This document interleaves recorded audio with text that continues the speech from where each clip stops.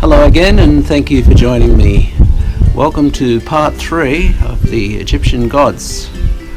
We've made a good hole in the gods, as you can see there, and there's still quite a few of them to go, but I was planning on starting off with a clash of the titans, one of the great battles in the history of the Egyptian gods. Anyway, let's get on with it.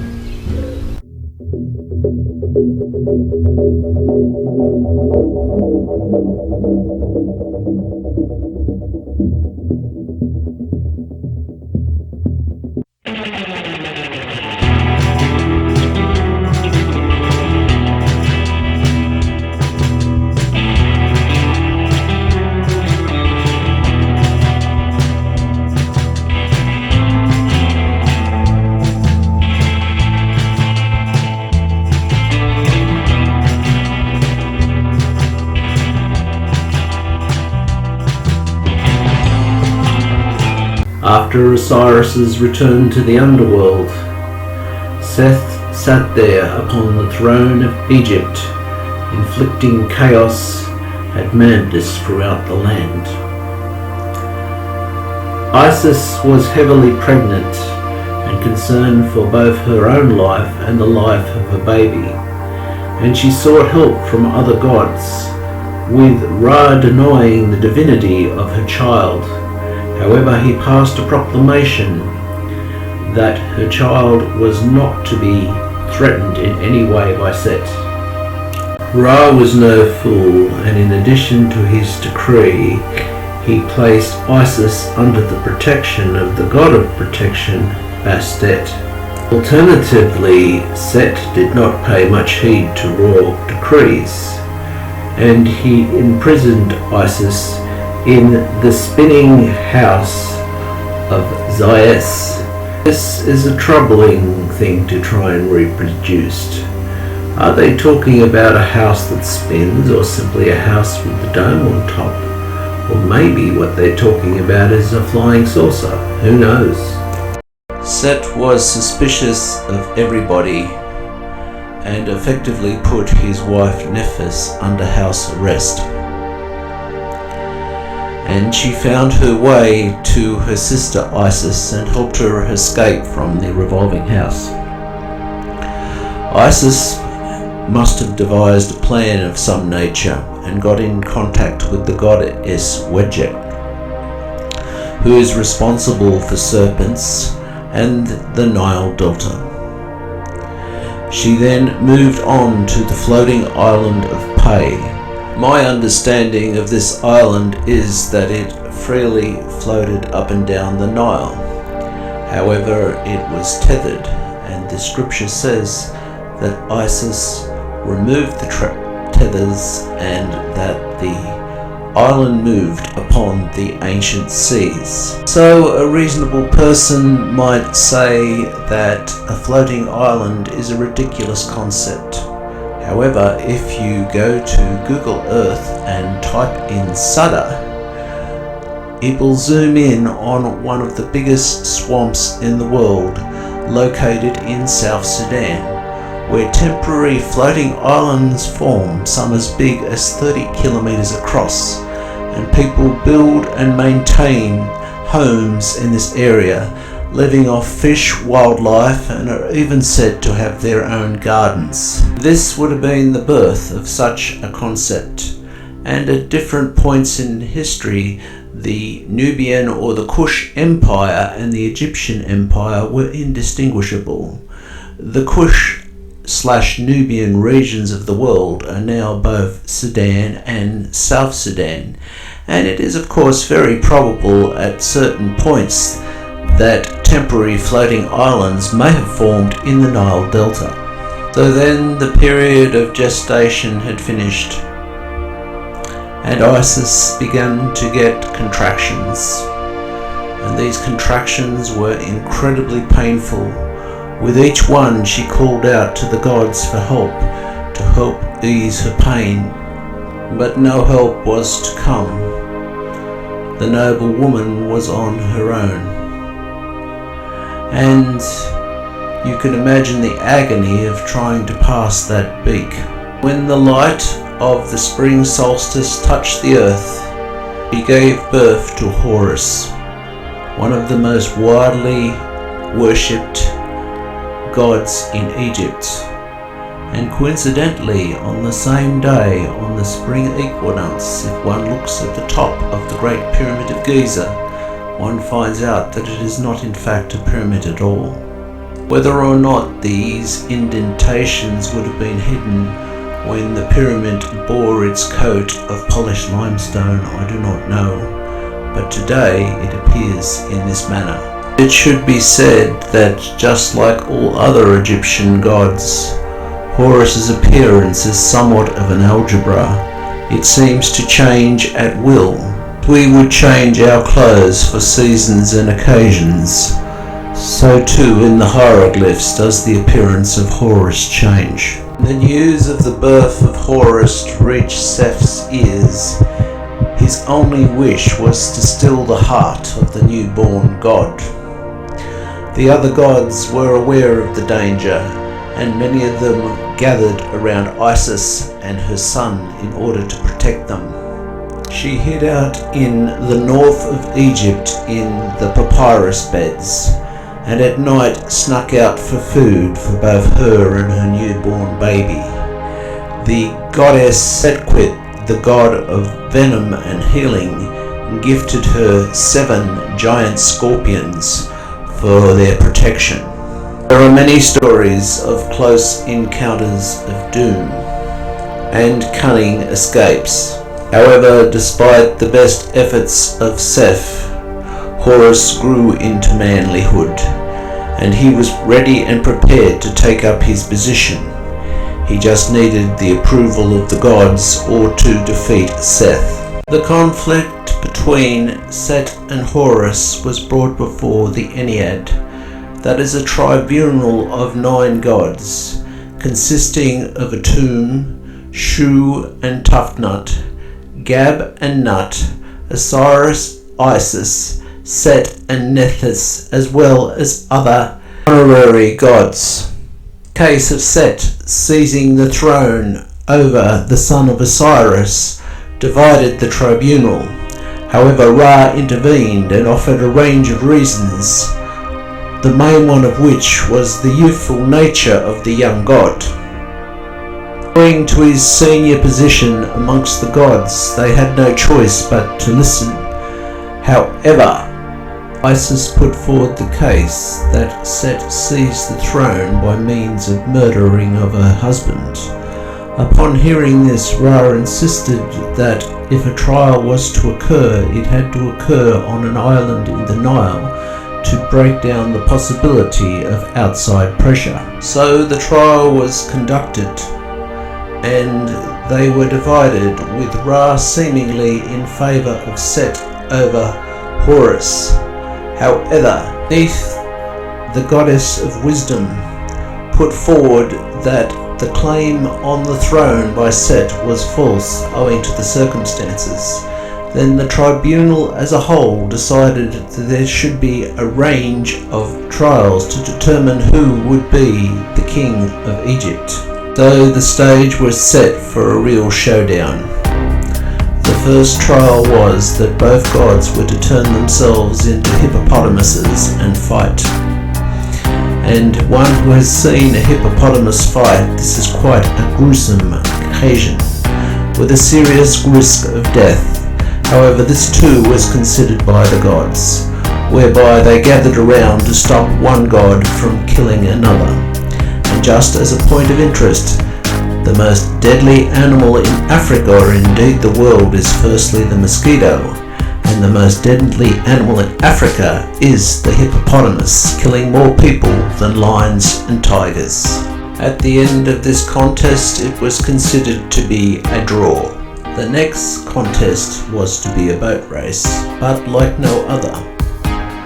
It was decided that the boats needed to be made of stone, and this troubled everybody as stone does not naturally float. However, Set relied on his immense strength and constructed his boat out of stone. However, Horus cheated.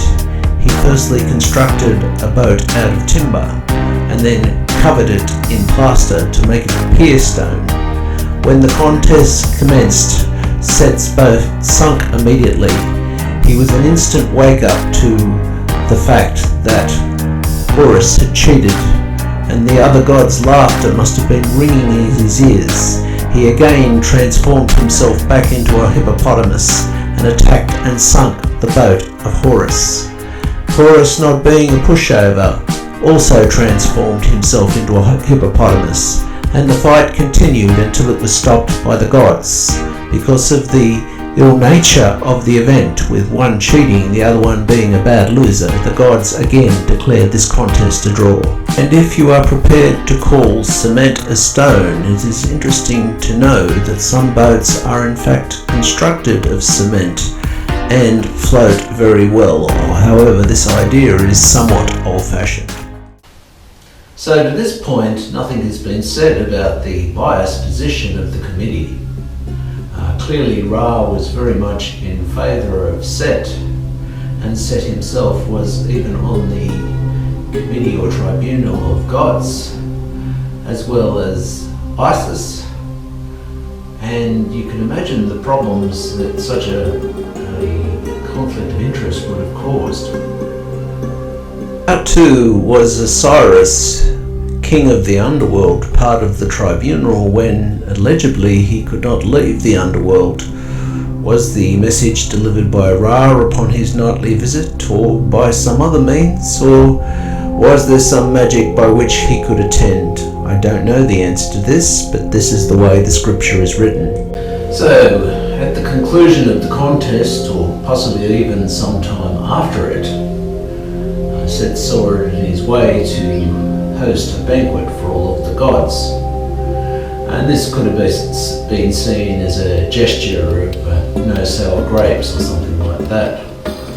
Over the course of the banquet, he called his adversary Horus aside and offered him a nice beer. But there was nothing nice about this beer. The beer was laced with poison. However, Horus was lucky, whereby his mother Isis was a very wise lady and kept a close watch on him, and she was a very powerful goddess. Upon seeing the beer being offered to her son, she realised that it must have contained poison, and she neutralised the poison. And he drank the beer, and indeed it was quite enjoyable. At the conclusion of him drinking the beer, Set was most upset that the poison hadn't done its job and taking away his rival for the throne. And one thing led to another, and there was another battle at the banquet. Both Ra and Thoth, the god of knowledge and writing, intervened to stop the battle, and that's pretty much where things stopped. But one needs to be very, very wary of banquets and parties of the gods. So sometime after that, and by who I don't know, another dinner of the gods was made, and there wasn't enough beds for everyone to sleep in.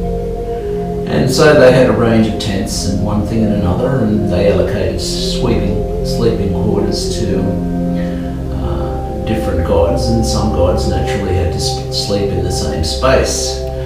So foolishly, or maybe to stir things up a little, both Set and Horus, as well as other gods, shared the same tent. And this is where things get really creepy, but it is no creepier than Sodom and Gomorrah in the Bible.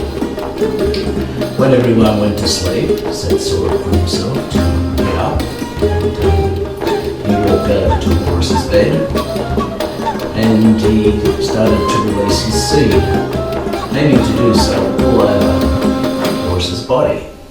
However, Horus slept with one eye open, and upon seeing this, he caught the seed in his hand, and the seed did not touch his body.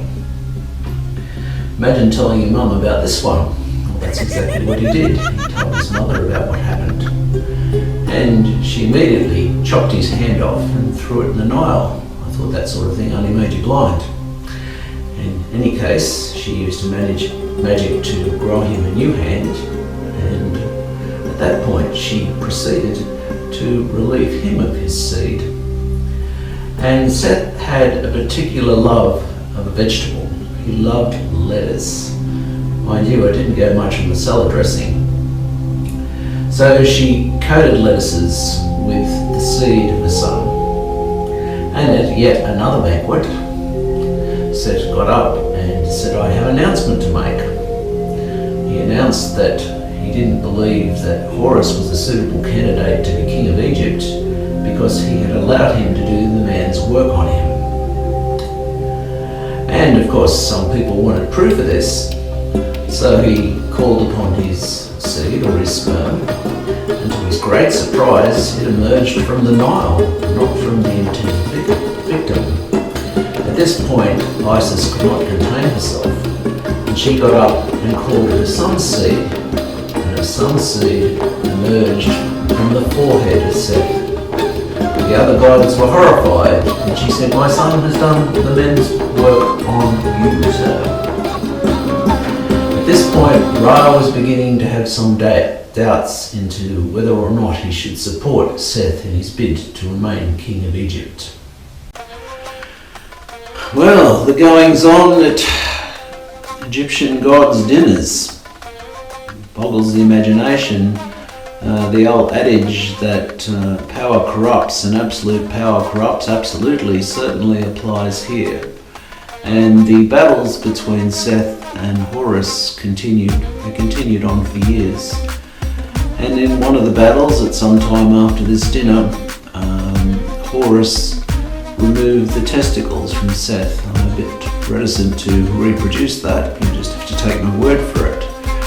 And Seth obviously believed in an eye for an eye. In a subsequent battle to that one, he either removed or damaged the left eye of Horus. Now, as you travel around Egypt and you become interested in Egyptian culture, you'll see that this is a very featured symbol that has significant meaning. It represents protection, health, healing, and royal power. And it is also a mathematical symbol. It's used in fractions, being divided up into 64s. Interestingly enough though, one eye does not equal one whole. One eye equals 63 sixty-fourths, with the remaining 64th being accredited to the power of Thoth. There is also some dispute over who repaired Horus's eye. It may have been his mother Isis. Some have said Thoth had done it, and it is also written in places that it was done by Hathor. Like so much other Egyptian culture, this is unclear, but that's a representation of the stories as I've found them. Now, the Eye of Horus has a partner, that being the Eye of Ra, although there is very little connection between the two. The Eye of Ra is very confusing. It is said to be a female goddess or a range of female goddesses, and it is somewhat of a weapon. Whenever Ra felt threatened, he would deploy his eye to go and destroy one thing and another, and sometimes his eye was even representative as a sun disk. It's funny how an eye could be seen as a feminine thing. Maybe he liked to look at girls or something, I don't know. But we'll look at that in a bit more detail as we move on to the children of Ra. So these trials and battles, more than is mentioned in the scripture, went on for some 80 years. And Isis again saved the day. She disguised herself as a woman and started crying outside the palace of Seth. Seth, upon hearing a woman's tears, even he had a heart, went before her and asked what was troubling her. She explained that her husband has been murdered and that the murderer of her husband has stolen her estates, and the murderer of her husband also wishes to murder her son. Upon hearing this, Set said, "Tell me of this person, and I shall kick him out of Egypt." She then changed her appearance back to a godly appearance. Seth was shocked and horrified at this. However, there was also other gods watching. This was the end. Upon this going before the tribunal of the gods, it was decided that Seth was to be expelled from Egypt and vanish to the desert along with his followers. Horus then ruled Egypt in a golden age, and he is known as the god of the pharaohs, of knowledge, fairness, and justice. One of the things given to us from Egypt is the domestic cat. It is somewhat of a question whether Egypt or Turkey made the biggest contribution, but cats are so enshrined in Egyptian culture even today. As one moves around Egypt, one finds feral cats. There is said to be something like 100,000 of them, and they're somewhat of a nuisance. However, the Egyptians love them. So as the ancient Egyptians, one needs to look upon the wild and undomesticated behaviour of the cat. Loving and caring, but a vicious hunter, with splendid vision, reflexes and sight. Hunting in the wild with firstly stalking, then pouncing with amazing speed, then biting. The Egyptians would have observed this behaviour and the friendly nature of the cats and invited them into their homes. And then when they saw a cat killing a snake, that reminded them of the earlier stories of Ra's battle with Apophis, and Apophis was in the form of a snake. Henceforth, Bastet become a member of the Eye of Ra, a somewhat exclusive but confusing club. Thousands of years separate us from the ancient Egyptians. However, we do things in a similar way and we suffer the same sort of problems. With our agricultural surpluses, we put them in grain storage facilities. And the Egyptians too did this. As you travel around Egypt, everywhere you go you see enormous silos and various grain storage. And they have a problem with rodents and rats getting into the grain storage. And this is where the Egyptians used cats to control the rodent population. And this enhanced the reputation of Bastet as a god. And even in local homes, the control of mice and other such problems was the reason that Bastet was seen as the god of houses and the god of health. However, she had a sister, or was that a sister? Her sister was almost the direct opposite as what she was.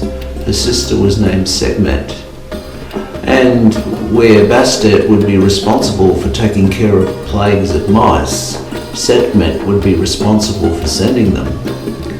And when one prayed to Bastet, at times Sekhmet would turn into Bastet.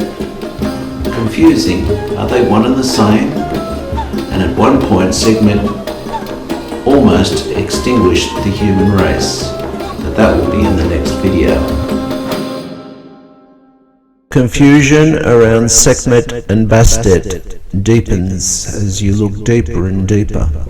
The hieroglyph for Bastet on occasions either did or didn't have the disc of Ra above her head, and in later dynasties she started to become more lion-like.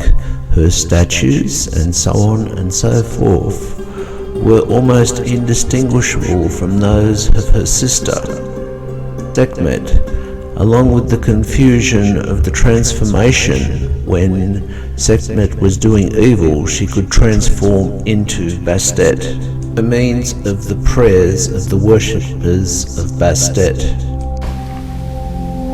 And there are some very big holes in our understanding of the Egyptian gods. The timeline doesn't make sense.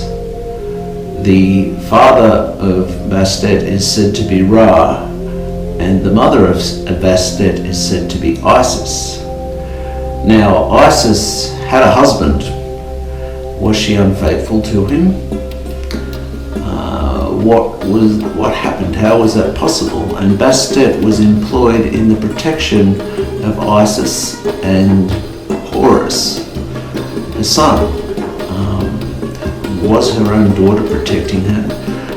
The story in that relationship doesn't make any sense to me. However, that is the way the text is written, and that is the way I'm presenting it to you. And I'm pretty certain that Cyrus would be pretty pissed off if his wife was sleeping around. Bastet was married to Ptah, the Egyptian god for tradesmen, and they are said to have had 2 children. Neterten, a sweet god said to be the god of perfumes and the lotus flower, and Maahes said to be the god of war, and there is some speculation that Maahes may have originated in Nubia.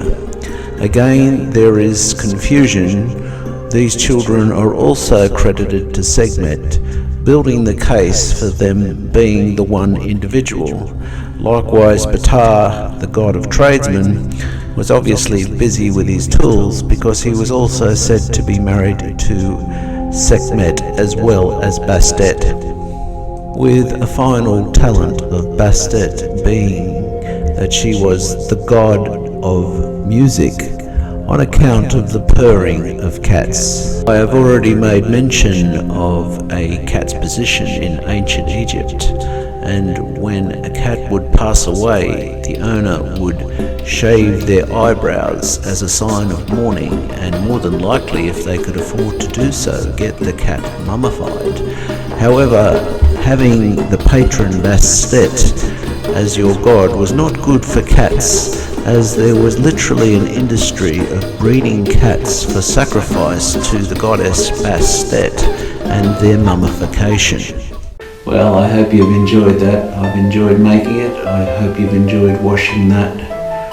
Please like and subscribe. It does make a difference, and there's plenty more to come.